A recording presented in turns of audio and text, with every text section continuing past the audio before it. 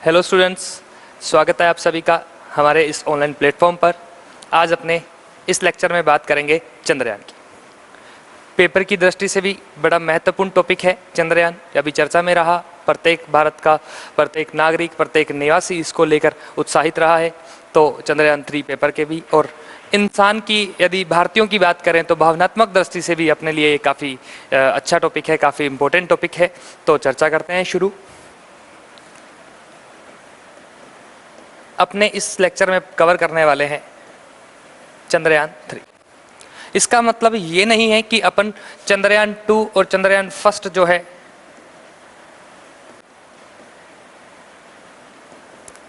इस पर कोई चर्चा नहीं करेंगे, इनको भी पढ़ेंगे, इनका इतिहास जानेंगे और चंद्र मिशन पे ही पूरी चर्चा अपन करने वाले हैं। वास्तविकता में देखा जाए तो ये जो चैप्टर है वो चंद्र मिशन का चैप्टर है, ना कि चंद्रयान का चैप्टर है। एक तो ये, दूसरी बात, और इससे संबंधित अभी एक संस्था चर्चा में है, खूब अच्छे से चर्चा में है, तो वो है इसरो, और इसरो की चर्चा भी अपन करने वाले हैं। तो ध्यान रखें कि इसरो के बारे में चर्चा करेंगे, चंद्रयान 1, 2 और चंद्रयान 3 के बारे में चर्चा इसमें करने वाले हैं। सबसे पहले यदि बात करें, अगर इंडेक्स बनाएं इस क्लास का, तो इंडेक्स के रूप में अपन क्या देखेंगे। इंडेक्स बोले तो कि इंडेक्स का मतलब इस चैप्टर में, इस लेक्चर में अपन क्या क्या डिस्कस करने वाले हैं, इनकी रूपरेखा जब अपन बनाएंगे तो वो क्या कहलाएगा, इंडेक्स कहलाएगा। इंडेक्स में सबसे पहला टॉपिक रहेगा कि लॉन्च कब किया गया। दूसरा, लॉन्च किया है तो लॉन्च कहां से किया गया, कब किया गया, इसकी चर्चा। तीसरा, लॉन्च करने के लिए हमने किस यान को यूज़ किया, किस व्हीकल को यूज़ किया, या रॉकेट कौन सा यूज़ किया उसके लिए। चौथा, पहुंचा कब, पहुंचा चंद्रमा के कौन से हिस्से में, कहाँ, और लैंडिंग में जो हमने नाम सुना था, सॉफ्ट लैंडिंग स्टेटस भी लगाया था कि सॉफ्ट लैंडिंग हुई है, वो सॉफ्ट लैंडिंग क्या होती है। और चंद्रमा के दक्षिणी ध्रुव की कहानी क्या है, क्यों इतने ज़्यादा पॉपुलर हो गए हैं, अपन क्यों इतना खुश हो रहे हैं कि हमने दक्षिणी ध्रुव पर लैंडिंग कर ली। ऐसी क्या बात है दक्षिणी ध्रुव में जिसमें अपने इतना खुश हो रहे हैं, अपनी इतनी बड़ी उपलब्धि मानी जा रही है। मतलब दक्षिणी ध्रुव पर लैंडिंग करना कुछ ना कुछ तो खास रहा होगा। उस खास में क्या खास है उसकी चर्चा अपन करेंगे। साथ में इसके बाद ये भी देखेंगे कि कितना खर्चा हमारा लग गया है, और फिर अपन इसके साथ ही ये भी चर्चा करेंगे कि इसकी संरचना कैसी है। ये लैंडर, आपने नाम सुने होंगे, ऑर्बिटर, लैंडर,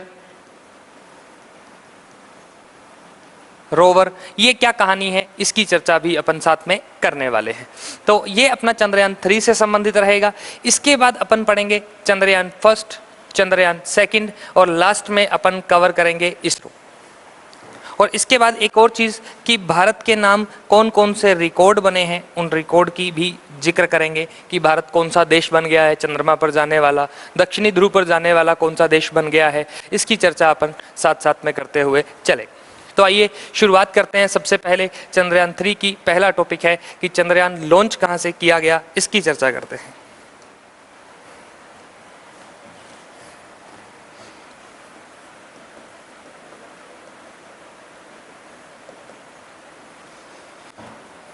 पहला पॉइंट है लॉन्च। चंद्रयान 3 को लॉन्च जो किया गया, लॉन्च किया गया, तारीख थी 14 जुलाई 2023। लॉन्च का समय था 2:35 दोपहर के। लॉन्च का समय क्या था, 2:35 दोपहर के। ये हो गया लॉन्च हमने कब किया, इसकी जानकारी अपने को मिल गई। ठीक है, लॉन्च कब किया, और अब प्रश्न है कि लॉन्च कहाँ से किया, इसके बारे में जिक्र करते हैं।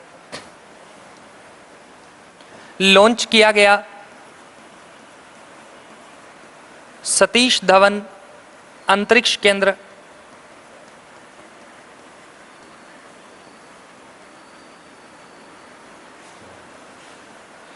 ये कहाँ है,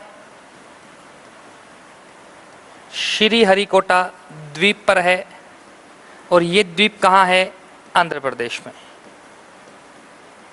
मतलब टापू है एक, कह सकते हैं। श्रीहरिकोटा से आंध्र प्रदेश में श्रीहरिकोटा, इसको शॉर्ट फॉर्म में लिखेंगे SDSC, Satish Dhawan space centre. लेकिन यहाँ ज्योग्राफी के प्रश्न भी बनते हैं, यहाँ ज्योग्राफी का भी प्रश्न आपसे पूछा जा सकता है। श्रीहरिकोटा द्वीप भारत की किस झील में है?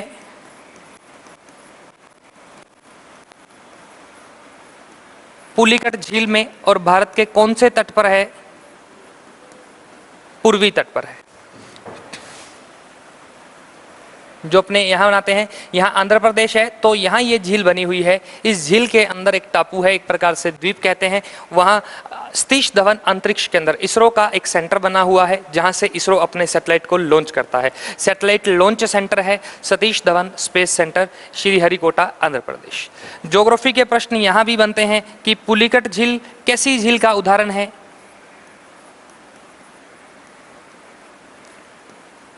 लेगून झील का उदाहरण है। लेगून झील मतलब बोले तो समुद्र के पानी से बनने वाली झील है, और जब समुद्र के पानी से बनेगी तो लेगून झील हमेशा कैसी होती हैं? खारी, एल्केलाइन या सैलाइन लेक। और खारी झील है और भारत की दूसरी सबसे बड़ी खारी झील है।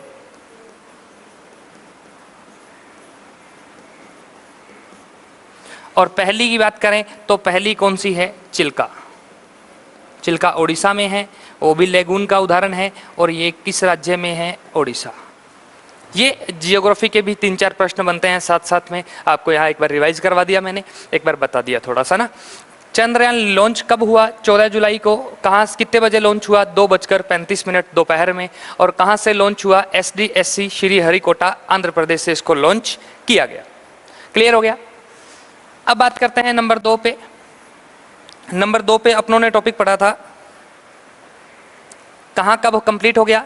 नंबर 3 पे यान, व्हीकल की चर्चा करते हैं कि हमने कौन से व्हीकल से लॉन्च किया।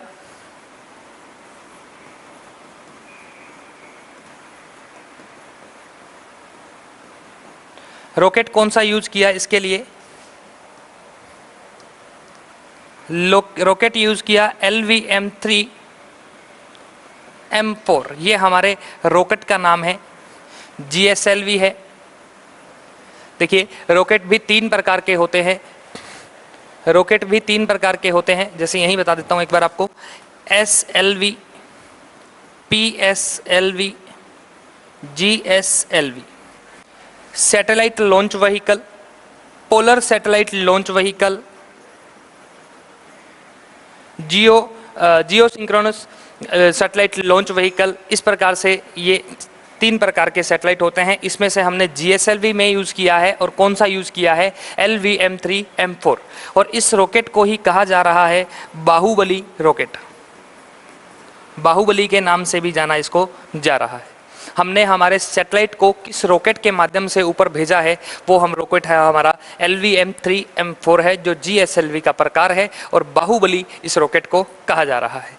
तो हमने देख लिया कब, कहाँ और किस यान के माध्यम से। अगला अपना पोर्शन रहेगा पहुंचा कब।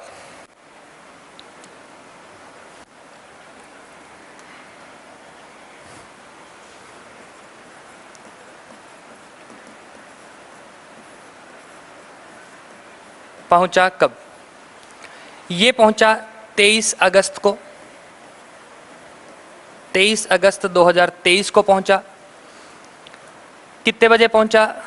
6:04 पर पहुंचा। कहाँ पहुंचा? चंद्रमा के दक्षिणी ध्रुव पर पहुंचा। कहाँ पहुंचा? चंद्रमा के दक्षिणी ध्रुव पर पहुंचा। और बात करें, यहाँ शायद आपको थोड़ा सा वो होगा, एक बार मैं यहाँ नीचे लिख देता हूँ थोड़ा।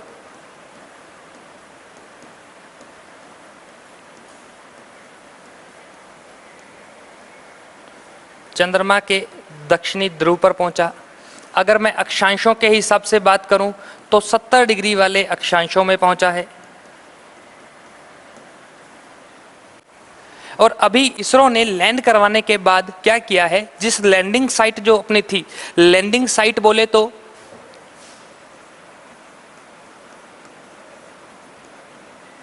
लैंडिंग साइट जो थी, मतलब जहां चंद्रयान को उतारा गया था, उस जगह को नाम दे दिया है, और उस जगह को नाम दे दिया है शिव शक्ति के नाम से। क्या नाम दे दिया गया है? हालांकि इसको लेकर भारत में विवाद उठा है, एक शिव शक्ति नाम दिया गया है उस लैंडिंग साइट को, इसरो ने, लैंडिंग साइट शिव शक्ति।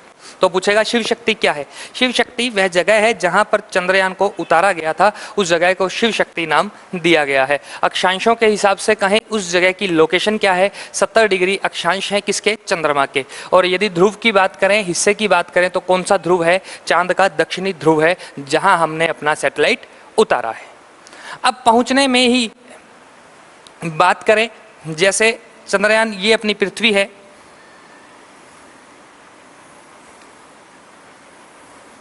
इस प्रकार से पृथ्वी की कक्षा होती है, और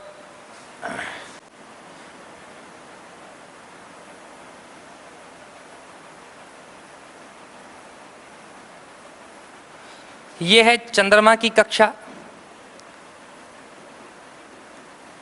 इंग्लिश में कहते हैं चंद्रमा के लिए लूनार शब्द यूज किया गया है, लूनार ऑर्बिट कहते हैं इसको। और ये है पृथ्वी की कक्षा, इसे अर्थ ऑर्बिट कहा गया है।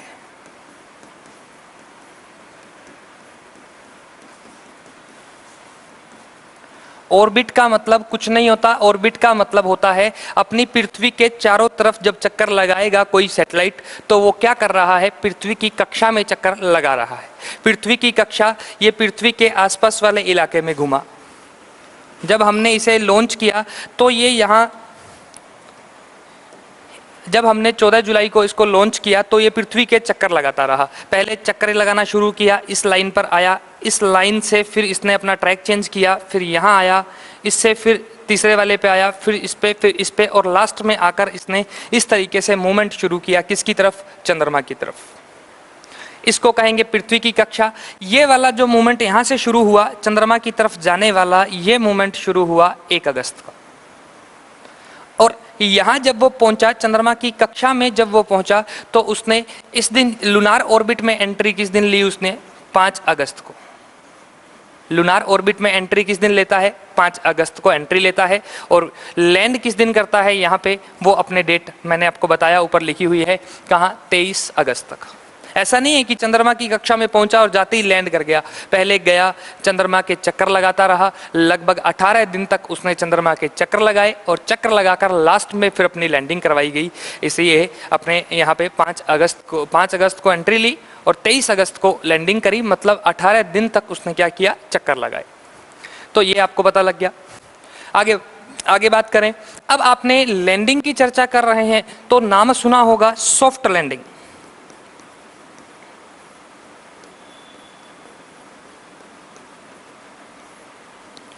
बार बार सुना होगा सॉफ्ट लैंडिंग करी, सॉफ्ट लैंडिंग करी। देखिए, लैंडिंग 2 प्रकार की होती है, एक होती है सॉफ्ट लैंडिंग, एक होती है हार्ड लैंडिंग। हार्ड लैंडिंग का मतलब होता है कि स्पीड से जब लैंड करेगा। सॉफ्ट लैंडिंग का मतलब होता है बिल्कुल आराम से, नियंत्रित तरीके से जब हम यान को लॉन्च करेंगे, यान को चंद्रमा पर उतारेंगे, तो उसको क्या कहा गया? Soft landing. जब हमने यहाँ से रॉकेट छोड़ा तो लगभग सैकड़ों किलोमीटर के हिसाब से वो रॉकेट मूवमेंट करता है, सैकड़ों किलोमीटर पर घंटा के हिसाब से मूवमेंट किया उसने, और वो आगे बढ़ता है। जब कोई चीज़ किसी सतह पर सैकड़ों किलोमीटर के हिसाब से उतरेगी तो वो क्रैश हो जाएगी। लेकिन हमें क्रैश नहीं करना था, हमें चांद पर उतारना था। उतारने के लिए हमें उसकी स्पीड को क्या करना पड़ता? धीरे।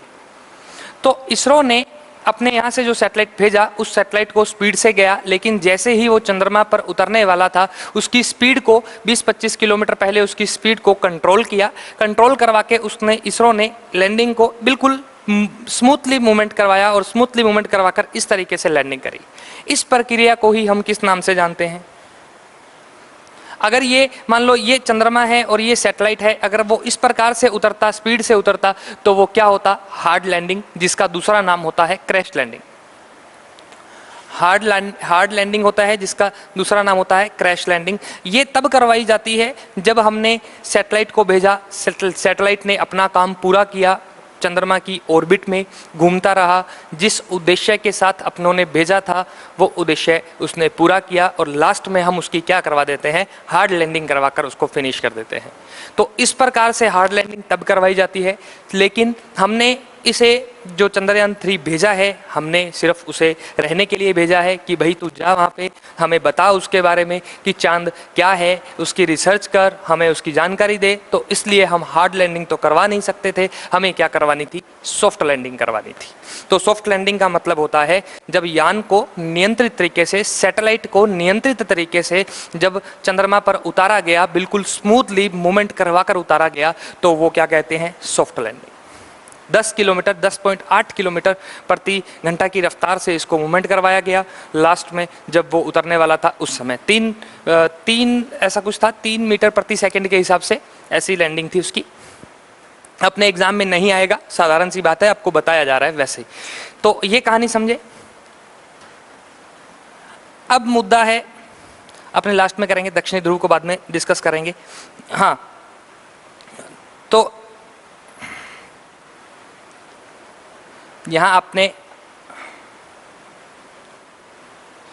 पहुंचा दिया है अपनों ने कि पहुंचा कब, कहां पहुंचा, सॉफ्ट लैंडिंग। ये बाकी है दक्षिणी ध्रुव। दक्षिणी ध्रुव की चर्चा करेंगे, रिकॉर्ड लिखेंगे साथ में। खर्चे की बात करते हैं कि कुल खर्चा कितना आया।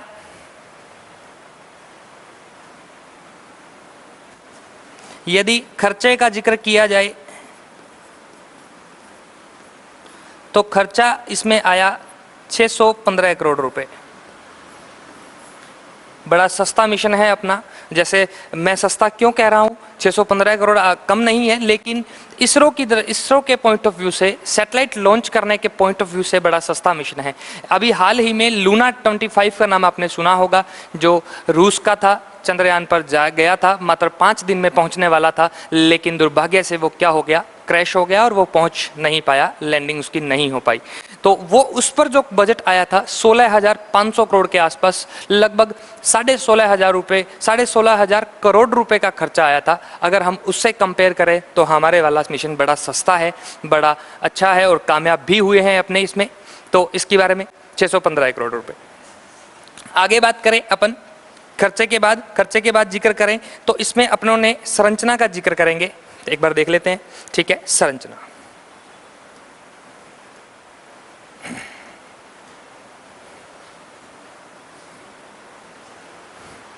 हाँ, चंद्रयान की स्ट्रक्चर, चंद्रयान 3 की संरचना कैसी है उसका जिक्र करते हैं। देखिए, स्ट्रक्चर की जब बात करेंगे तो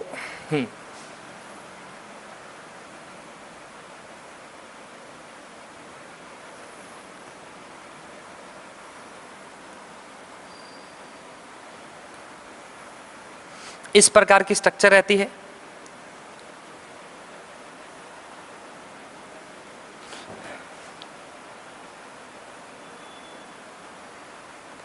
ये इसकी स्ट्रक्चर रहती है। ये वाले साइड में जो लगे होते हैं इनको कहते हैं, साइड में जो ये लगे हुए हैं इनको कहते हैं स्ट्रैप ऑन बूस्टर्स। इनको क्या कहा जाता है, स्ट्रैप ऑन बूस्टर्स कहा जाता है। इनमें इनको स्टेज फर्स्ट के रूप में शामिल किया गया है और इसे नाम दिया गया है S200। नाम क्या दिया गया है, S200। और इसमें जो ईंधन यूज किया गया है, सॉलिड ईंधन, सॉलिड फ्यूल यूज किया गया है। चंद्रयान 3 की स्टेज है, ईंधन की जो स्टेज है वो कितनी है, 3 स्टेज कितनी है, 3। पहली स्टेज है स्ट्रैप ऑन बूस्टर्स के रूप में, S200 नाम दिया गया है, सॉलिड फ्यूल यूज किया गया है।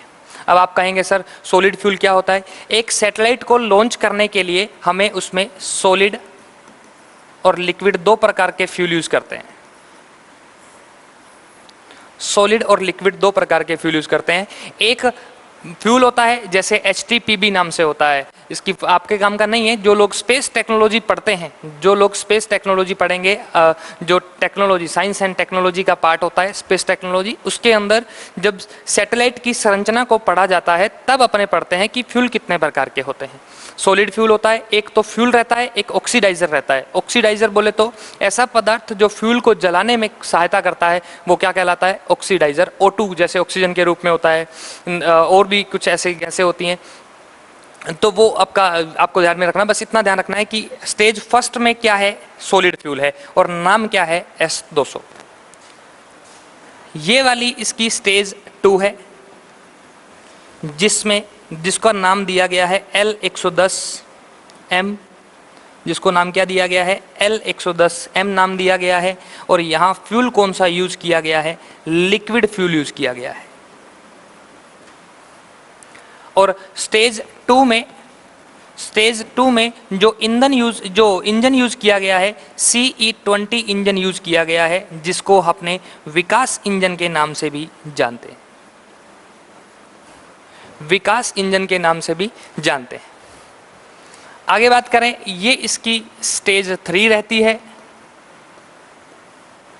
यहाँ जो इंजन यूज किया गया है वो C25 इंजन है, और C25 इंजन में जो इसको कहते हैं क्रायोजेनिक इंजन,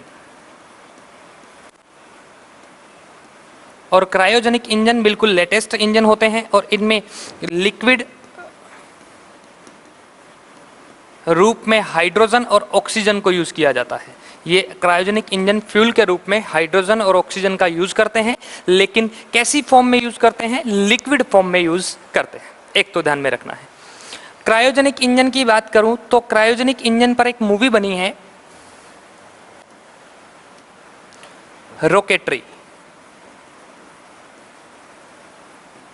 आर माधवन ने उसमें अभिनय किया है, आर माधवन ने उसमें अपना प्रेजेंटेशन दिया है, एक्टिंग की है उसमें। नंबी नारायणन जो एक वैज्ञानिक हुए हैं जिन पर देशद्रोह के आरोप लगे थे, बाद में सुप्रीम कोर्ट ने उनको बरी कर दिया था कि नहीं भैया आप पे ऐसा कोई आरोप नहीं है, वो कुछ अन्य कारणों से रहे होंगे। तो नंबी नारायणन जो वैज्ञानिक हैं उन पर बनी हुई मूवी है रॉकेटरी, जो आर माधवन ने इसमें एक्टिंग की है। वो क्रायोजेनिक इंजन से ही संबंधित है कि हम रूस से लेकर आते हैं, कैसे अमेरिका के सैटेलाइट से बचाकर हम रूस से क्रायोजेनिक इंजन को लेकर आए थे, तो वो वाली कहानी है पूरी। C25 है और इसमें लिक्विड फ्यूल कौन सा होता है? लिक्विड। ये इसकी 3 स्टेज रहती है, लेकिन अपने जो मेन सैटेलाइट है वो छुपा रहता है इस भाग में। वो कहाँ रहता है? इस भाग। ये तो क्या करते हैं? ये तो फ्यूल है। जिस प्रकार से बाइक कार वगैरह जो चलती हैं वो क्या करती हैं? जब फ्यूल जलता है तो वो पीछे की तरफ धुआं जो है वो पीछे की तरफ निकलता है, जिससे आगे की तरफ क्या लगता है? बल लगता है और गाड़ी आगे की तरफ मूवमेंट करती है। थ्रस्ट जिसे अपन कहते हैं, जिसे अपन क्या कहते हैं? थ्रस्ट। तो ये तो थ्रस्ट का काम करती हैं, ये तो सैटेलाइट को ऊपर लेकर जाने का काम करता है। ये जलते रहते हैं, अलग होते रहते हैं। अब बात करते हैं कि इस भाग में क्या होता है। इस भाग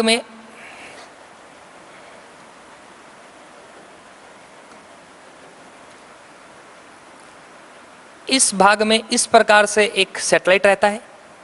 यहां सैटेलाइट के लेग्स होते हैं, यहां सैटेलाइट जुड़ा रहता है एक और बॉक्स से, एक और बॉक्स से जुड़ा रहता है। इस सैटेलाइट के अंदर ही एक रोबोट होता है जिसके टायर लगे होते हैं, इस प्रकार से होता है, वो रोबोट रहता है। और यहां इसके लगी होती है सोलर प्लेट्स। यहां इसके क्या लगी होती है? Solar plates.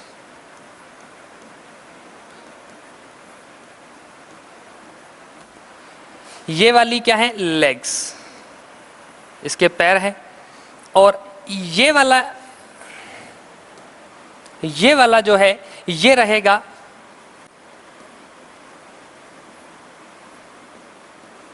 Propulsion module.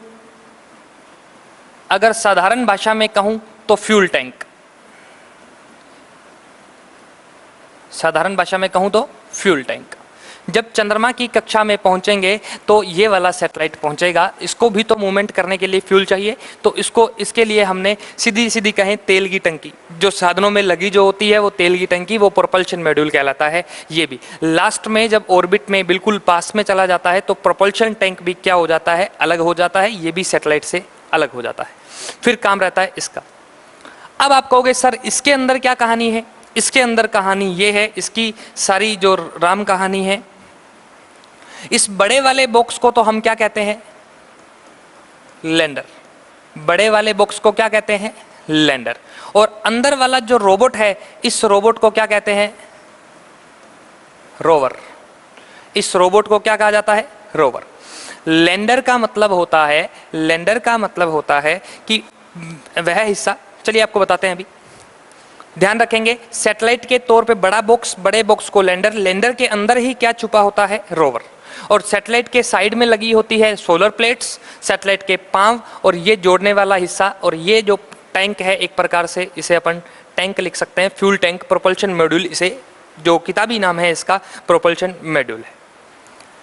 अब इस डायग्राम को मैं बाहर निकाल रहा हूं, इस डायग्राम को मैं बाहर निकाल रहा हूं और नए पेज पर आपको समझा रहा हूं कि लैंडर रोवर के बारे में चर्चा कर रहे हैं अपन। इस प्रकार से एक बॉक्स रहता है, ये जुड़ा रहता है प्रोपल्शन मॉड्यूल से, और इसके अंदर भी इस प्रकार से एक रोबोट रहता है। ये रोबोट क्या है? रोवर। ये रोबोट क्या है? इस रोबोट को क्या कहते हैं? रोवर। और इस पूरे बॉक्स को क्या कहते हैं? लैंडर। ये हमारा क्या है? Propulsion module. Propulsion module. इस लैंडर के यहां क्या लगे होते हैं? लेग्स। यहां क्या लगी है? Solar plates.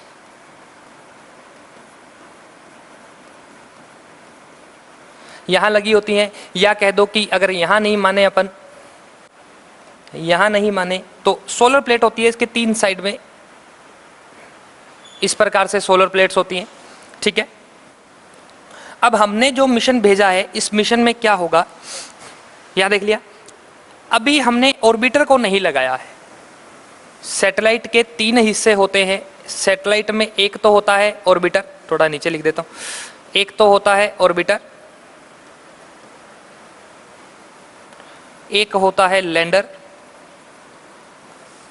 और एक होता है रोवर। ऑर्बिटर, लैंडर और रोवर। ऑर्बिटर का मतलब होता है कक्षा में। सैटेलाइट का वह हिस्सा जो चंद्रमा के चारों तरफ घूमेगा, वह हिस्सा क्या कहलाएगा? ऑर्बिटर। चंद्रमा को टच नहीं करेगा, ना ही किसी प्रकार का संपर्क चंद्रमा की सतह से बनाएगा, वो सिर्फ चंद्रमा के ऊपर ऊपर घूमेगा और ऊपर ऊपर देखेगा कि चंद्रमा तो किस प्रकार का दिखता है, वो प्रयास करेगा, तो वो क्या कहलाएगा? ऑर्बिटर।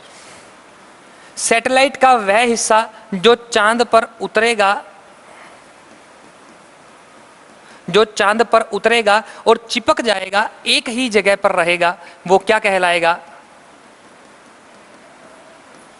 मतलब हलचल नहीं करेगा,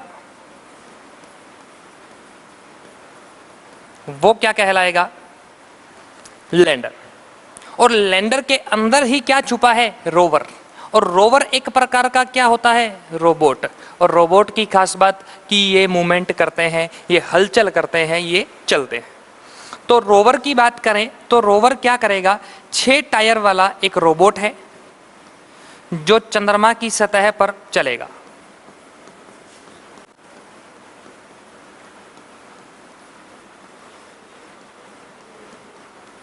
चंद्रमा की सतह पर चलेगा, तो ये रोबोट होता है। 3 भाग होते हैं, एक सैटेलाइट के 3 भाग होते हैं, orbiter, lander, rover. Orbiter, lander और रोवर। रोवर की बात करें तो रोबोट होता है, 6 टायर वाला है और यहाँ लगे हैं और इस पे चंद्रमा की सतह पर चलने का काम करेगा। अगर मैं साधारण भाषा में कहूँ, अपने बोलचाल की भाषा में कहूँ, तो क्यों ना मैं इसको एक इसरो की रिमोट वाली कार कह दूँ, कि इसरो की एक रिमोट वाली कार है जो यहाँ बैठे बैठे इसरो चांद पर चलाएगा। इसरो यहाँ बैठे बैठे इस रिमोट वाली कार को क्या करेगा? वहाँ मूवमेंट करवाएगा, तो वो कार क्या कहलाएगी? रोवर। और जिसके अंदर रोवर छिपा होगा वह हिस्सा जो मूवमेंट नहीं करेगा, एक बड़ा सा बॉक्स होगा, चिपक जाएगा, जाकर ऐसे ऐसे अपने पांव जमा लेगा और पांव जमाने के बाद हिलेगा ही नहीं वहाँ पे, तो वो हिस्सा क्या कहलाता है? लैंडर। लैंड करना मतलब उतरना। और ऑर्बिटर का मतलब होता है कि वो जब कक्षा, ऑर्बिट का मतलब क्या होता है? कक्षा। जब कोई सैटेलाइट चंद्रमा की कक्षा में चक्कर लगाएगा तो वो क्या कहलाएगा? ऑर्बिटर। 3 पार्ट्स होते हैं। अपने को ध्यान देने वाली बात क्या है कि अपने लैंडर का नाम रखा गया है, और लैंडर का नाम क्या रखा गया है? विक्रम। मतलब ये वाला लैंडर जो है, इस पूरे बॉक्स को नाम क्या दिया गया है? विक्रम, जिसका नाम रखा गया है इसरो के पहले चेयरमैन विक्रम साराभाई के नाम पर। रोवर को नाम दिया गया है, और रोवर को क्या नाम दिया गया है? प्रज्ञान। रोवर को क्या नाम दिया गया है? प्रज्ञान, विजडम जिसे कहा जाता है। तो रोवर को प्रज्ञान। रिमोट वाली कार, इसरो की रिमोट वाली कार रोवर है, और उस रिमोट वाली कार का नाम क्या है? प्रज्ञान। और रिमोट वाली कार जिस बॉक्स में छुपी हुई है, उस बॉक्स को नाम क्या दिया है? उस लैंडर को नाम क्या दिया है? विक्रम। जो किसके नाम पर है? विक्रम साराभाई के नाम पर है, जो इसरो के पहले चेयरमैन रहे हैं। भारतीय अंतरिक्ष कार्यक्रम के जनक जिसे कहा जाता है विक्रम साराभाई, उनके नाम पर रखा गया है विक्रम। क्लियर है? 3 हिस्से हैं, मैंने तीनों आपको यहाँ क्लियर कर दिया है। इसकी संरचना ये रहेगी, आपको इतना ध्यान में रखना है, इससे ज़्यादा आपको ध्यान में रखने की जरूरत नहीं है, क्योंकि वो साइंटिफिक प्रश्न हो जाते हैं, साइंटिफिक क्वेश्चन हो जाते हैं इसके बाद वाले। इतना क्लियर हुआ? आगे बढ़े। स्ट्रक्चर हो गया। अब अपन बात करेंगे, एक तो बात करनी है अपनों कि चंद्रयान के उद्देश्य,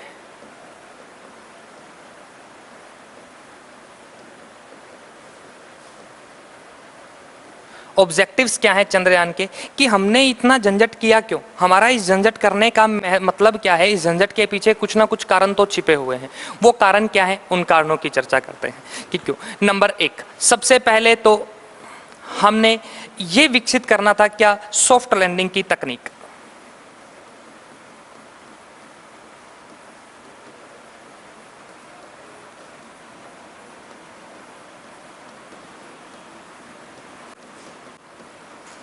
सबसे पहले हमने किसके लिए किया कि हम क्या ऐसी तकनीक का विकास कर सकते हैं क्या कि जो सैटेलाइट भेजें वो चांद पर बिल्कुल सॉफ्टली मूव करे, सॉफ्टली लैंड करे, ऐसी तकनीक का विकास कर सकते हैं क्या? पहला उद्देश्य है अपने आप को चेक करना कि हमने सॉफ्ट लैंडिंग की तकनीक का विकास किया है। दूसरा, रोवर की क्षमताएं और रोवर को चलाना। और रोवर को चलाने के लिए यदि चलाना चाहते हो तो आपको क्या बनाना पड़ेगा? उसके साथ कम्युनिकेशन। तो अपनी कम्युनिकेशन टेक्निक जो होती है, रोवर को चलाने के लिए आवश्यक कम्युनिकेशन टेक्निक को डेवलप करना, यह हमारा दूसरा उद्देश्य था। तीसरा उद्देश्य है हमारा चंद्रमा की सतह पर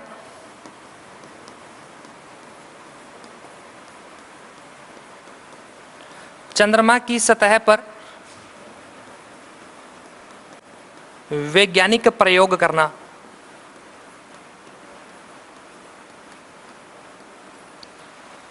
चंद्रमा की सतह पर वैज्ञानिक प्रयोग करना। वैज्ञानिक प्रयोग का क्या मतलब है? यहाँ पर साइंटिफिक रिसर्च करना, वैज्ञानिक प्रयोग करना। क्या है इस शब्द के अंदर, क्या छुपा हुआ है? वैज्ञानिक प्रयोग का मतलब क्या होता है? वैज्ञानिक प्रयोग का मतलब होता है उसकी सतह की रासायनिक प्रवृत्ति, रासायनिक विशेषताओं के बारे में जानकारी लेना, कि कौन कौन से केमिकल है, फिर कौन कौन से प्राकृतिक तत्व अपने को वहां देखने को मिलेंगे,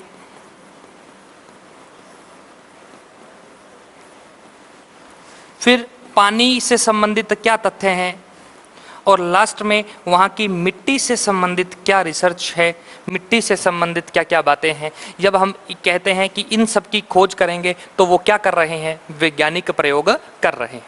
तो आपको सीधा सीधा पहली बात तो कि हमने यहाँ से जो भेजा है यान, उस यान को क्या हम सॉफ्टली मूव कर सकते हैं क्या? एक दूसरा उद्देश्य, इसके अंदर से जो कार निकल कर आई है, रिमोट वाली कार, रोवर निकल कर आया है, क्या उस रिमोट वाली कार को हम धरती पर बैठे बैठे चला सकते हैं क्या? इसके बारे में रिसर्च करना।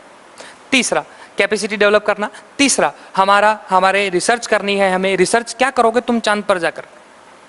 तुम रिसर्च यही तो करोगे ना कि वहाँ की मिट्टी में किस प्रकार के केमिकल्स हैं, वहाँ की मिट्टी में किस प्रकार के प्राकृतिक तत्व हैं, नेचुरल एलिमेंट्स हैं, और वहाँ किस प्रकार पानी की उपलब्धता है क्या, इसके बारे में, पानी है तो पानी का क्या सीनेरियो है वहाँ पर, उस प्रकार की रिसर्च करना ही तो हमारा उद्देश्य है।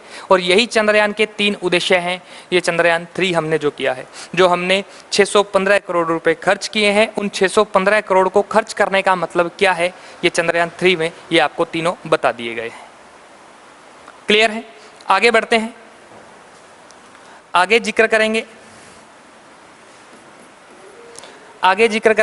आगे जिक्र अपने इस बात का करेंगे, अभी जो दक्षिणी ध्रुव वाली कहानी है उसका जिक्र करने वाले हैं कि वो क्या कहानी है दक्षिणी ध्रुव। आपको पता होगा कि ध्रुवों पर सूर्य का प्रकाश नहीं आता,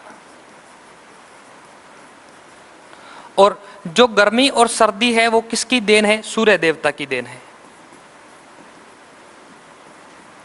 धूप आएगी, धूप से गर्मी होगी, धूप नहीं आएगी तो सर्दी होगी। तो मतलब गर्मी और सर्दी किसके कारण होती है? सूर्य के कारण होती है। किस एरिया में होती है, कहाँ कितनी होती है, ये पृथ्वी के हिसाब से होता है, पृथ्वी का झुकाव है उसकी वजह से डिसाइड होता है। लेकिन गर्मी होगी या नहीं होगी ये सूर्य पर डिसाइड करता है। ठीक है, तो ध्यान देंगे। दक्षिणी ध्रुव, अपने लिए दक्षिणी ध्रुव इतना इंपॉर्टेंट क्यों है? पहली बात तो यहां आज तक विश्व में कोई भी देश लैंडिंग नहीं करवा पाया है। विश्व का कोई भी देश लैंडिंग नहीं करवा पाया है, नंबर 1। नंबर 2, यहां चैलेंज क्यों है अपने लिए? आज तक क्यों नहीं करवा पाया विश्व का कोई भी देश लैंडिंग? इसरो ने, नासा ने, अमेरिका की नासा जो है वो सबसे ज्यादा चंद्रयान पर भेज चुका है मिशन को। लोग भेज चुका है वो कितने, तो अब तक 20-25 लोग बताते हैं कि जा चुके हैं, लेकिन सबसे पॉपुलर जो है नील आर्मस्ट्रॉन्ग जो रहे हैं, नासा भेज चुका है। और वो भी आज से कितने साल पहले, 1969 में, लगभग 50 से 55 साल पहले भेज चुका है। तो उसके लिए ये दक्षिणी ध्रुव क्या चीज़ है? वो तो लैंड करवा ही सकता है, लेकिन आज तक नहीं करवा पाया। क्यों नहीं करवा पाया? क्योंकि वहाँ की परिस्थितियाँ, दक्षिणी ध्रुव की परिस्थितियां बड़ी खतरनाक हैं, उसकी वजह से वहां नहीं है। वहां की परिस्थितियां सैटेलाइट के विपरीत हैं, सैटेलाइट के प्रतिकूल हैं, इस वजह से वहां लैंडिंग नहीं करवा पाए हैं। देखिए परिस्थितियां कैसे, कि एक तो यहां का तापमान बड़ा कम है, 200 से लेकर 240 डिग्री के बीच माइनस में टेम्परेचर रहता है। चंद्रमा पर क्या होता है कि अपने यहाँ पृथ्वी गर्म होती है। पृथ्वी गर्म क्यों होती है? क्योंकि हमारे वायुमंडल में, शोभ मंडल में जो परत पाई जाती है, हमारे वायुमंडल में जो गैसों का आवरण पाया जाता है, उसकी वजह से क्या होता है कि सूर्य से आने वाली किरणें पृथ्वी को गर्म करती हैं। पृथ्वी पूरा दिन गर्म रहती है। जब धीरे धीरे ठंडी होने लगती है और जो हीट ऊपर जाती है, ऊपर जाने से वो गैसें जो हैं वो उस हीट को ऊपर नहीं जाने देती, और जिसकी वजह से यहाँ पृथ्वी का टेम्परेचर रहने लायक हो जाता है। यदि वो गैसों का आवरण नहीं हो तो रात को पृथ्वी का टेम्परेचर माइनस में चला जाए। आप देखिए कि गर्मी हो या सर्दी हो, सुबह 4 बजे अपने को ठंड लगने लग जाती है। जो लोग बाहर सोते हैं कूलर के आगे या जो पंखा लगाकर जैसे भी सोते हैं जो लोग, तो उनमें सुबह 4 बजे अपन चद्दर जरूर ओढ़ लेते हैं, चाहे मौसम गर्मी का ही क्यों ना हो। क्यों ऐसा क्यों होता है? क्योंकि सूर्य से आने वाली किरणें जो होती हैं वो अपनी पृथ्वी को गर्म करती हैं, और धीरे धीरे जब पृथ्वी ठंडी होने लगती है तो वो किरणें बाहर निकल जाती हैं और वापस अंतरिक्ष में चली जाती हैं, वायुमंडल में चली जाती हैं। और गैसें जब जाती हैं तो गैसें उनको रोक लेती है और कहती है कहाँ चली तू, यहीं रुक, कहीं नहीं जाना तेरे को, पृथ्वी को गर्म रख ताकि लोग रह पाएँ आराम से यहाँ पर।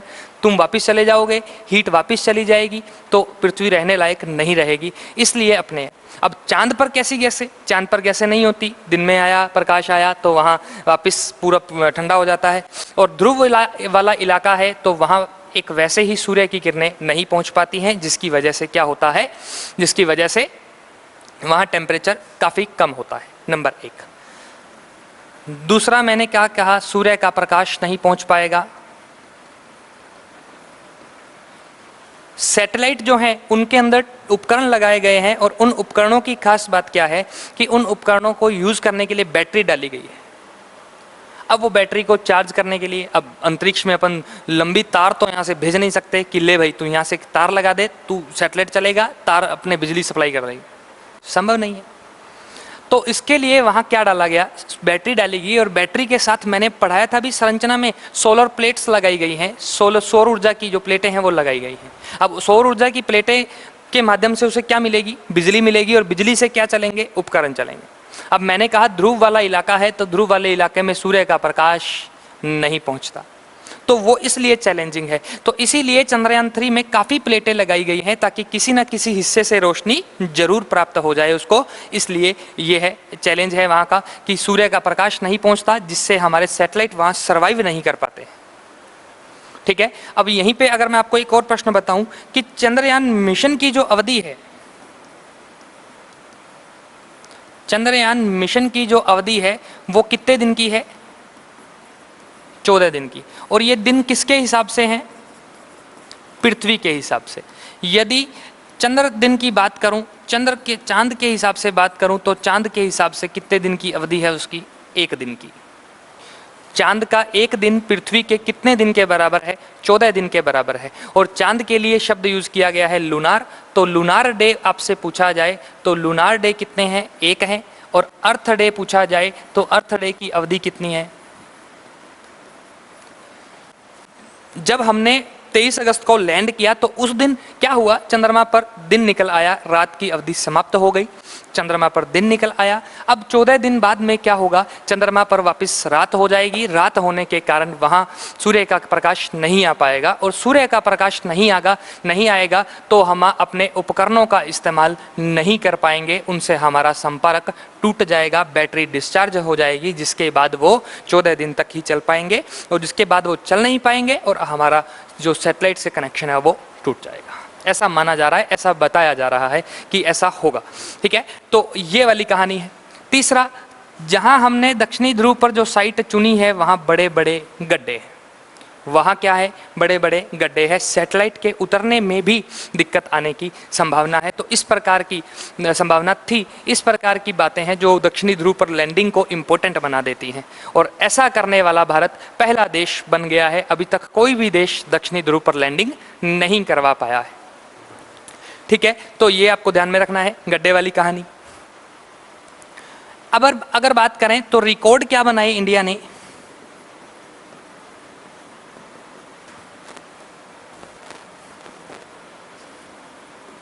रिकॉर्ड बनाया चंद्रमा पर उतरने वाला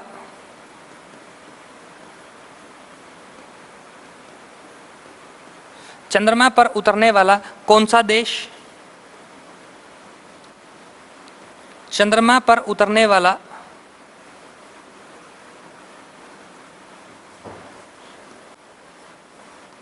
चौथा देश, और चंद्रमा के दक्षिणी ध्रुव पर उतरने वाला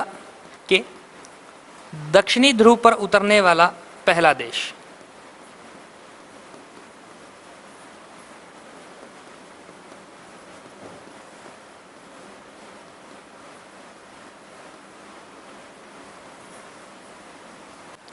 चंद्रमा के दक्षिणी ध्रुव पर उतरने वाला पहला देश बना है कौन, इंडिया। और यदि चंद्रमा की बात करें तो कौन सा देश बना है, चौथा। अब चौथे नंबर का देश है तो मतलब 3 देश अपने से पहले चल रहे हैं। नंबर 1 रूस, जो उस समय हुआ करता था यूएसएसआर,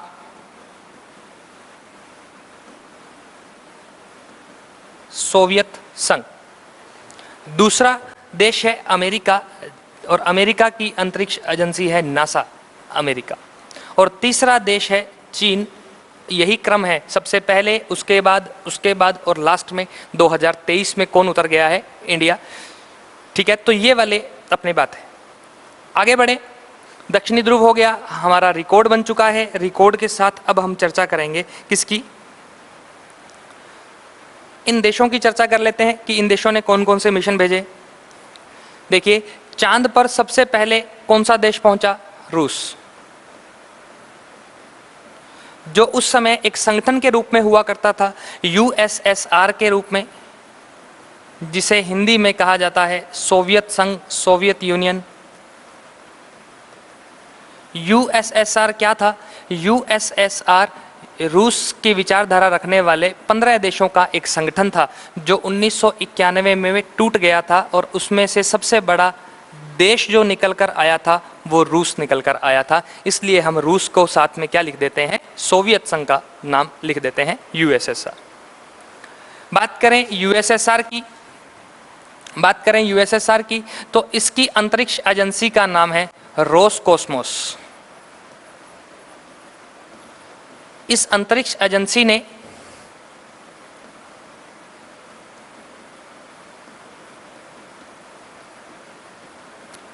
रूस की अंतरिक्ष एजेंसी, इस एजेंसी ने चांद पर लैंडिंग तो कर ली थी 1959 में,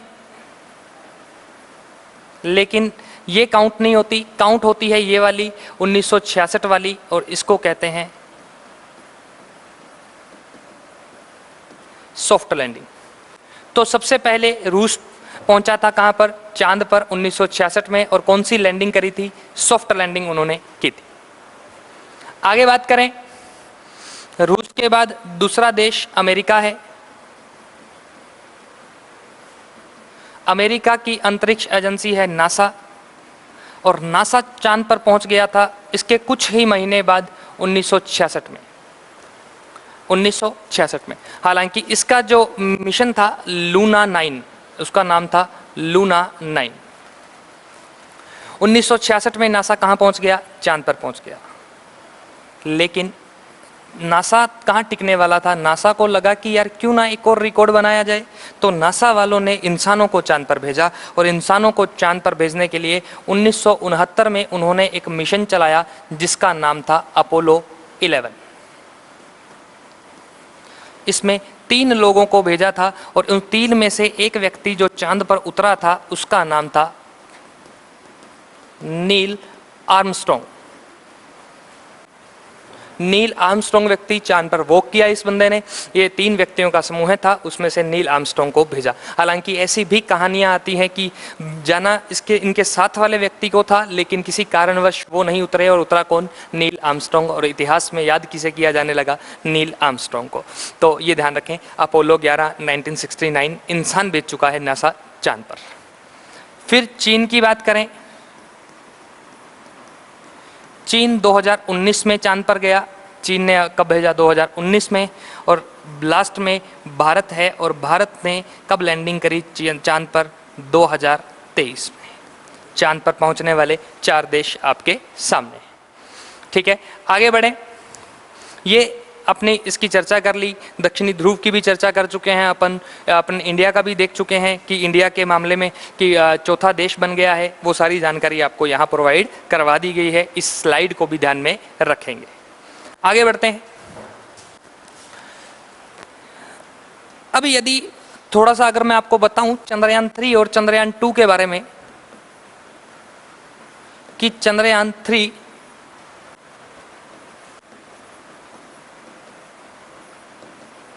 चंद्रयान 2, सबसे पहली बात इसमें अपडेटेड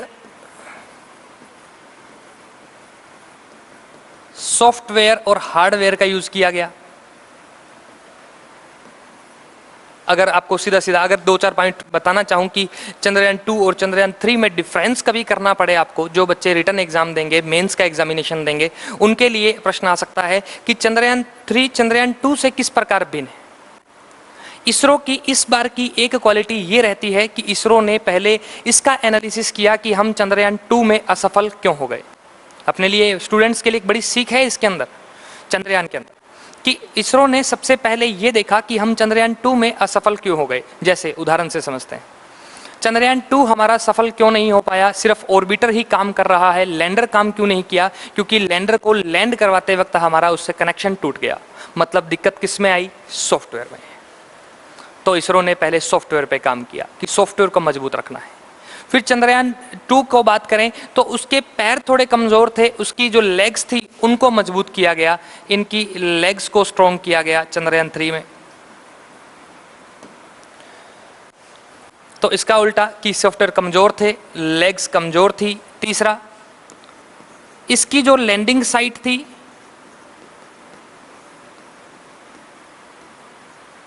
वो बड़ी थी, लगभग 4 किलोमीटर, 4 बाय 4 किलोमीटर के हिसाब से वो साइट फैली हुई थी, जबकि इसकी जो साइट थी वो 500 मीटर के हिसाब से थी। ऐसा कुछ बताया जाता है कि जगह जो है वो थोड़ी चुनी गई थी, छोटी जगह ली गई थी चंद्रयान 2 के लिए। इस बार बड़ी जगह का चुनाव किया गया था और सरफेस को भी ध्यान से चुना गया था कि गड्ढे नहीं हो, प्लेन हो, इस प्रकार से थोड़ा ध्यान रखा गया था। तो मेन डिफरेंस इनमें ये किए जाते हैं। हालांकि संभावना कम है पूछने की, लेकिन इंटरव्यू वगैरह दोगे या कभी आप जाओगे कहीं तो हो सकता है कि आपसे इस प्रकार का प्रश्न पूछ लिया जाए। तो ये चंद्रयान के बारे में था। तो चंद्रयान 3 यहाँ कंप्लीट हुआ अपना। इसके बारे में चंद्रयान 3 की लाइफ कितनी है? 14 दिन की।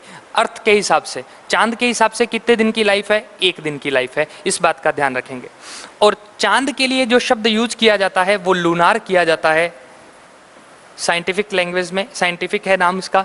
वैसे मून तो अपने है, वो तो मामा है अपने, मून तो मामा है, लेकिन लूनार मामा नहीं है। लूनार तो इसरो लूनार कहता है। जब हम मून कहते हैं तो हम मामा को याद कर रहे हैं, लूनार कहते हैं तो मतलब इसरो के परिप्रेक्ष्य में उसको याद किया जा रहा है। ठीक है, ये ध्यान रखेंगे। आगे बढ़ते हैं। और क्या रह गया अपना इसमें, देखते हैं, थोड़ा एनालिसिस करते हैं इस बात का।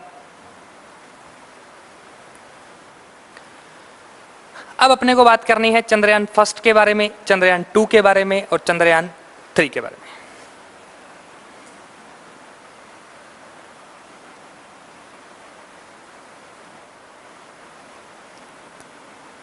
इतिहास की तरफ चलते हैं एक बार थोड़ा सा।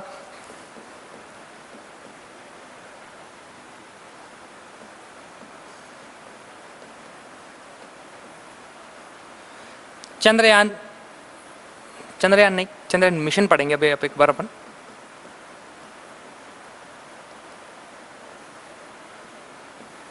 चंद्र मिशन की घोषणा की गई थी 15 अगस्त 2003 और इस समय भारत के प्रधानमंत्री हुआ करते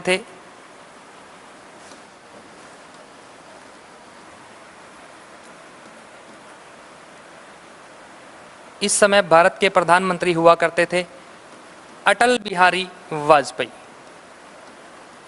वाजपेयी साहब ने अनाउंस किया था कि हम चंद्रमा पर एक मिशन लॉन्च करने जा रहे हैं, जो चंद्रमा पर हम रिसर्च करेंगे, आने वाले समय में हर लॉन्च करेंगे एक मिशन को इसरो के लिए। उस चंद्र मिशन की शुरुआत किस दिन की गई थी, अनाउंस किस दिन किया गया था? 15 अगस्त 2003 को। कौन से प्रधानमंत्री के द्वारा? वाजपेयी साहब के द्वारा। और मोदी जी ने तो जिम्मा ले रखा है कि जो जो अटल जी की कामना थी मैं उनको पूरा करके रहूंगा। आप कहेंगे सर ऐसा कैसे कह रहे हो? अटल जी ने सबसे ज्यादा जोर दिया था इंफ्रास्ट्रक्चर पर। उन्हीं के समय चलाया गया था। भारत में परिवहन से संबंधित एक परियोजना है जो चलाई गई थी,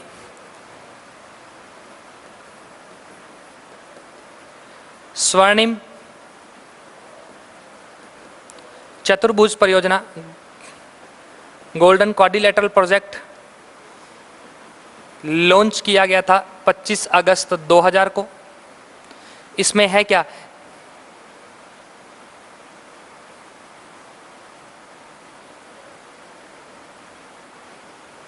इसमें कलकत्ता, मुंबई, दिल्ली और चेन्नई,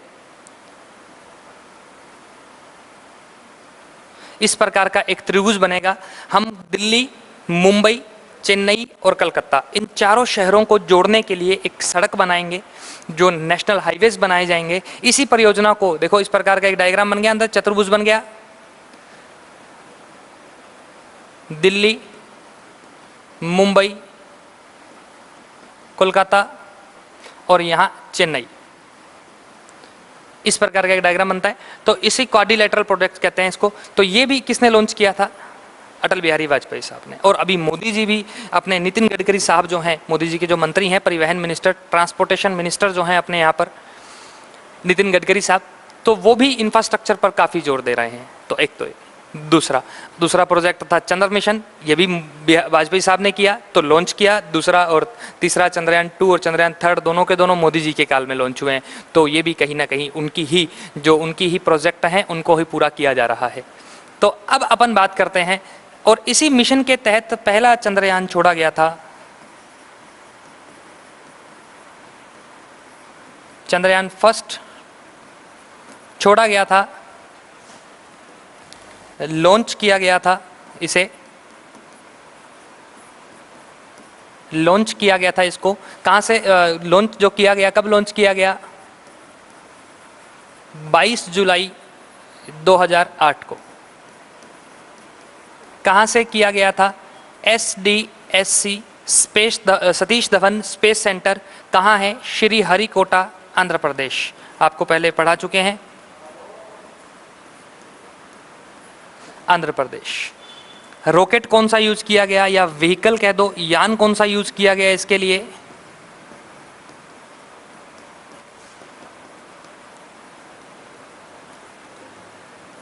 PSLV C-11 यान को यूज किया गया था, ये रॉकेट यूज की गई थी। इतनी सी जानकारी आपको ध्यान में रखनी है। और ये कैसा मिशन था? ये कैसा मिशन था? Orbiter mission. ये कैसा मिशन था? ऑर्बिटर मिशन था। ऑर्बिटर का मतलब इसमें हमने चंद्रमा पर लैंड करवाने का प्रयास नहीं किया, हमने सिर्फ वहां क्या किया, चंद्रमा की कक्षा में चक्कर कटवाए अपने सैटेलाइट को। तू तो भाई चक्कर काट, तू ये बता यहां से क्या रिसर्च कर पा रहा है। इसने चक्कर काटे, चक्कर काटकर हमें बताया कि भैया चंद्रमा पर पानी तो है, तो पानी की उपलब्धता के बारे में हमें जानकारी दी थी। हालांकि 1960 में भी ये हो चुका था कि चंद्रमा से जो नमूने लेकर आया था नासा, उन नमूनों में इसकी पुष्टि हो चुकी थी कि पानी है, लेकिन फिर भी कहीं ना कहीं डाउट था। हमारे चंद्रयान ने भी इसमें काफ़ी हेल्प की कि भैया पानी तो चंद्रमा पर मिलेगा, चंदा मामा पानी को तो रखे हुए हैं अपने पास, वो पानी उनके पास है। तो ये चंद्रयान फर्स्ट के बारे में।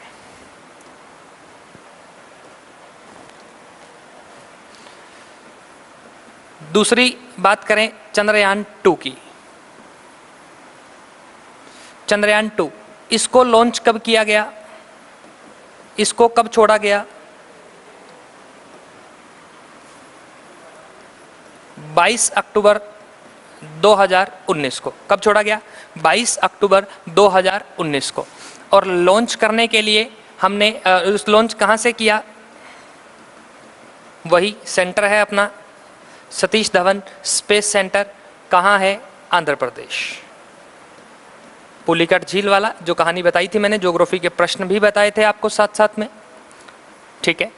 लॉन्च कब किया गया, कहां से किया गया, और रॉकेट कौन सी थी, यान कौन सा था, व्हीकल कौन सा था? इसके लिए GSLV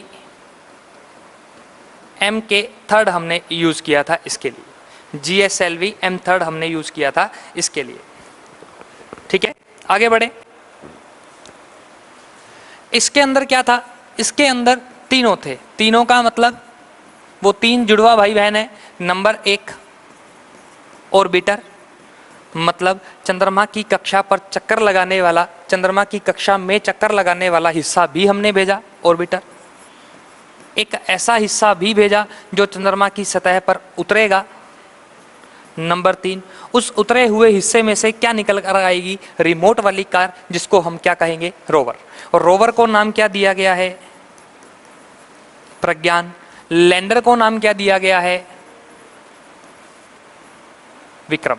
लैंडर को नाम क्या दिया गया है? विक्रम। रोवर को नाम क्या दिया गया है? प्रज्ञान। ये उसमें भी चंद्रयान 2 में भी नाम थे, चंद्रयान 3 में भी नाम है। और विक्रम नाम मैंने बताया विक्रम साराभाई के नाम पर, अभी चर्चा करेंगे उनके बारे में भी, विक्रम साराभाई, ठीक है। आगे बढ़ते हैं। लैंडर हो गया, रोवर हो गया, ऑर्बिटर हो गया, ये तीनों हो गया।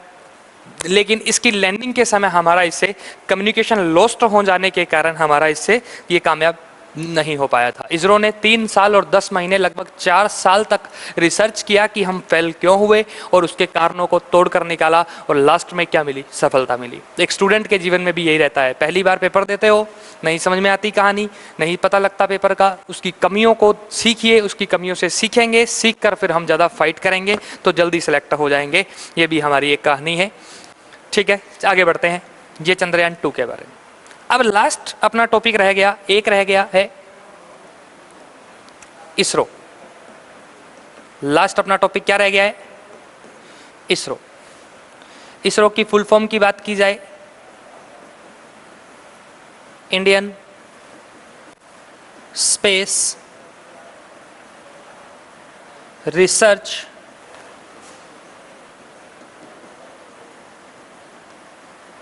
Indian space research organisation, ISRO.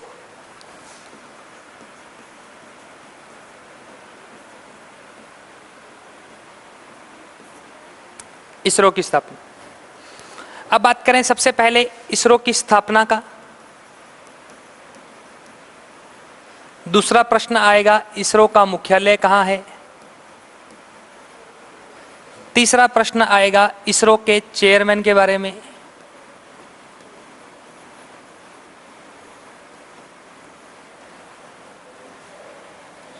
स्थापना की बात करें तो आज़ादी दिवस 15 अगस्त 1969 को।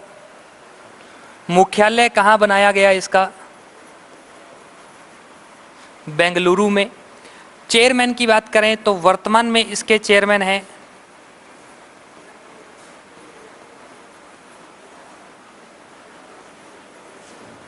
एस सोमनाथ। वर्तमान में इसके चेयरमैन कौन है, एस सोमनाथ। कब से हैं, 2022 जनवरी 2022 से। इनसे पहले किसका कार्यकाल रहा वे भी काफ़ी चर्चा में रहे थे, काफ़ी वीडियो उनकी भी वायरल हो रही है अभी सोशल मीडिया पे, मोदी जी के गले लगे हुए।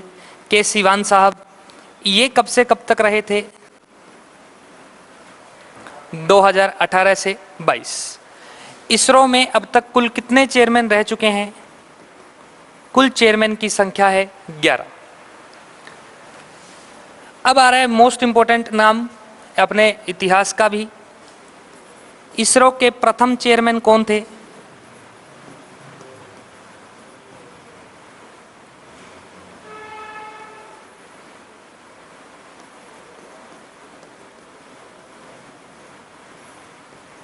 यहाँ सिंगल आएगा भी, एक ही मात्रा आती है इसमें।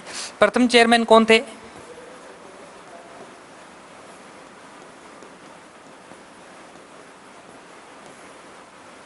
विक्रम साराभाई। इनके चेयरमैन कौन थे, विक्रम साराभाई, और इन्हीं के नाम पर लैंडर का नाम विक्रम रखा गया है। इसरो के प्रथम चेयरमैन विक्रम साराभाई। इनको एक टाइटल और दिया जाता है,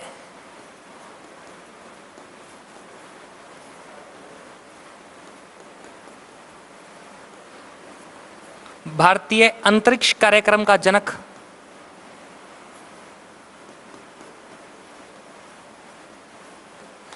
भारतीय अंतरिक्ष कार्यक्रम का जनक किसे कहा जाता है, father of Indian space research किसे कहा जाएगा, स्पेस रिसर्च प्रोग्राम किसे कहा जाएगा, विक्रम साराभाई को।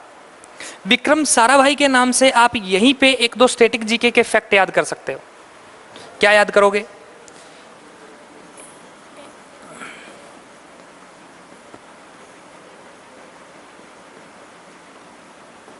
इनकी पत्नी मृणालिनी साराभाई और बेटी मल्लिका साराभाई, ये दो नाम बड़े फेमस हैं। जब आप भारत के शास्त्रीय नृत्य पढ़ते हो, classical dance form of India पढ़ते हो, भारत में 8 शास्त्रीय नृत्य हैं और 8 शास्त्रीय नृत्यों में सबसे पॉपुलर जो है और भारत का पहला जो नृत्य है वो है भरतनाट्यम, और ये दो डांसर हैं भरतनाट्यम। ये 2-3 प्रकार के क्लासिकल डांस कर सकते हैं, बड़े बेहतरीन कलाकार हैं ये दोनों माँ बेटी। किन की है, विक्रम साराभाई की वाइफ हैं और उनकी बेटी है, उनकी पुत्री है। इन दोनों का क्लासिकल डांस के मामले में अलग कला है इनकी, एक जो भरतनाट्यम प्रकार का करती हैं। तो इन दोनों के बारे में भी आपको ध्यान में रखना है, साथ साथ में यहीं पर आप इसके बारे में याद कर लीजिए, मृणालिनी साराभाई और मल्लिका साराभाई। 2-3 प्रकार के, अब मैंने यहाँ भरतनाट्यम लिखवा दिया, कुछ बच्चे कहेंगे सर ये दूसरा डांस भी करते हैं। हाँ, 2-3 प्रकार के डांस करते हैं, जैसे हेमा मालिनी और ईशा देओल जो हैं वो भी भरतनाट्यम की भी डांसर है, मोहिनी अट्टम की भी डांसर हैं। तो इस प्रकार से वो भी 2-3 प्रकार के डांस करते हैं।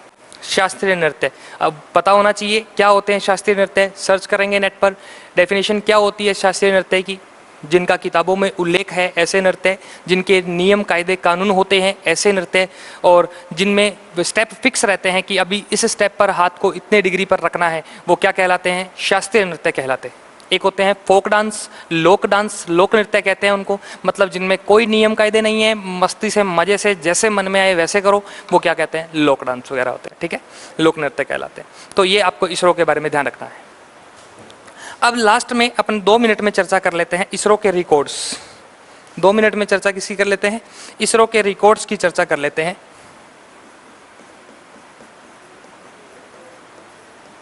अभी इसरो के रिकॉर्ड है नंबर 1, मंगलयान कब छोड़ा गया था?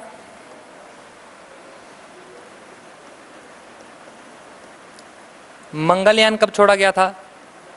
2014 में। और कौन सा देश बना था भारत मंगलयान मंगल पर भेजने वाला? मार्स मिशन कहते हैं इंग्लिश में इसको, मार्स मिशन कहते हैं। दूसरा रिकॉर्ड बनाया था इसरो ने कि 104 सैटेलाइट एक साथ छोड़े थे।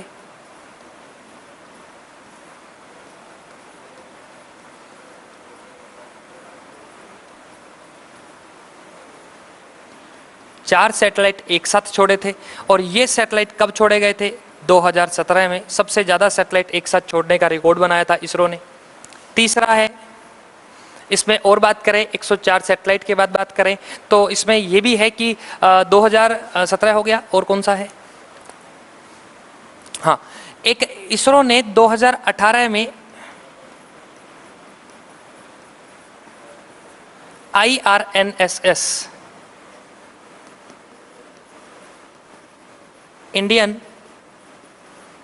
Regional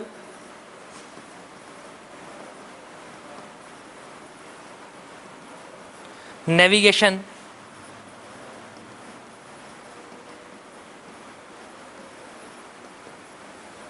satellite system, Indian regional navigation satellite system क्या है? जिस प्रकार से जीपीएस है अमेरिका का, नासा का जीपीएस है ग्लोबल पोजिशनिंग सिस्टम। जीपीएस की फुल फॉर्म क्या है?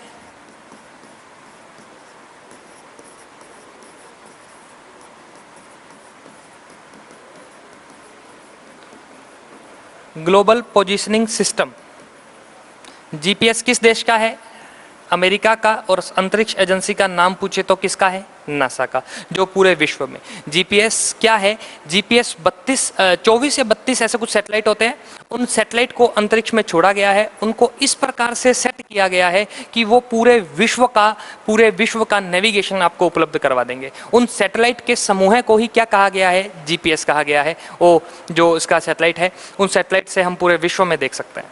ठीक है, तो इंडिया भी अपना एक इसी प्रकार का सिस्टम बना रहा है जिसमें इंडिया वाला जो सैटेलाइट होगा उसका नाम होगा नाविक। नेविगेशन ऑफ इंडियन कंसोलेशन इसका नाम है। आप देखेंगे इसको एक बार, नाविक कहा जाता है। भारतीय मछुआरों के नाम पर इसका नाम नाविक रखा गया है। मोदी साहब ने कहा नाविक नाम रखेंगे, मतलब सीधा सीधा इंडिया का जीपीएस क्या कहलाता है? नाविक। फिर बात करें 2004 की बात करें तो अभी एक 2 सितंबर 2023 को इसरो एक मिशन लॉन्च करने जा रहा है, आदित्य L1 मिशन। नाम क्या होगा उसका? Aditya L1 mission. और यह मिशन किसके लिए होगा? सूर्य के लिए। आपसे पूछा जाएगा कि बताइए निम्न में से कौन सा मिशन सूर्य से संबंधित है। आपके ऑप्शंस होंगे गगनयान, मंगलयान, नाविक, या आपको दिया जाएगा चंद्रयान वगैरह तो नहीं देगा लेकिन और कोई नाम दे देगा। तो आदित्य L1 मिशन किससे संबंधित है? सूर्य से। कब छोड़ा जाएगा? 2 सितंबर 2023 को लॉन्च किया जाएगा इसको, ये अनाउंस किया है इसरो ने। और पांचवा अपने ध्यान रखेंगे, last but most important, Gaganyaan. इसे भी 2023 में लॉन्च किए जाने की संभावना है। गगनयान, इसके बारे में लास्ट स्टेटमेंट ये है कि गगनयान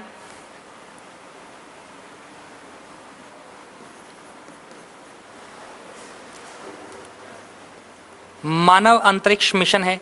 मतलब इसरो अंतरिक्ष में इंसान को भेजने की योजना जो बना रहा है, उस मिशन को नाम क्या दिया गया है? गगनयान नाम दिया गया है। तो ये अपना इसरो के बारे में जानकारी थी। ध्यान रखेंगे अभी चर्चा में है चंद्रयान 3, पढ़ा दिया पूरा, आपको डिटेल से करवा दिया गया है। चंद्रयान 1 और चंद्रयान 2 इतिहास भी बता दिया गया है, और इनको जो ऑपरेट करती है संस्था इसरो, उसके बारे में अपनी जानकारी कंप्लीट हुई। अभी हाल ही में केबीसी में प्रश्न पूछा गया था कि बताइए इसरो मानव को जब अंतरिक्ष में भेजने का मिशन लॉन्च कर रहा है, उस मिशन का नाम क्या है? ये केबीसी का प्रश्न है।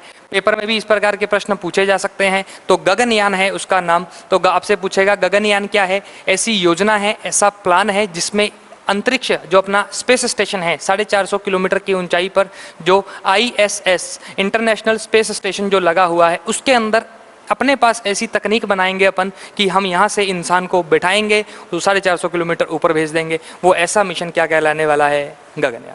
और इसके कारण ये भी ध्यान रखेंगे, मंगलयान कब लॉन्च किया गया था? 2014 में। और कौन सा देश बन गया है? इंडिया चौथा। आदित्य L1 बिल्कुल लेटेस्ट है। प्रश्न मेरे हिसाब से क्या प्रश्न आना चाहिए? प्रश्न ये बनेगा कि बताइए आदित्य L1 मिशन का संबंध किससे है? सूर्य से। आदित्य पर्यायवाची होता है किसका? सूर्य। याद रखेंगे, लॉजिक लगाएंगे, ठीक है। चलिए, ये आपका इसरो से संबंधित जानकारी कंप्लीट हुई। मिलते हैं नई क्लास में नए टॉपिक के साथ। और अगर आपको ये वीडियो अच्छा लगा हो कि यूजफुल है, मैं ये नहीं कहता कि फैलाओ मेरे वीडियो को, ये नहीं है, लेकिन यदि काम का है, यूजफुल है, तो जरूर अपने दोस्तों के साथ शेयर करें, इसको लाइक करें और हमें इस बात का मोटिवेशन दें कि हाँ, हम इस प्रकार की वीडियो आपके लिए और लेकर आए। मिलते हैं अगली क्लास में। डिटेल से पढ़ा दिया गया है, इससे बाहर प्रश्न नहीं जाएगा, ऐसी उम्मीद करता हूँ, ऐसी संभावना है। मैंने मेरे अनुभव के आधार पर इस वीडियो को तैयार किया है। तो मिलते हैं अपन अगली क्लास में नए टॉपिक के साथ। तब तक जुड़े रहें आप हमारे चैनल के साथ। धन्यवाद आपका।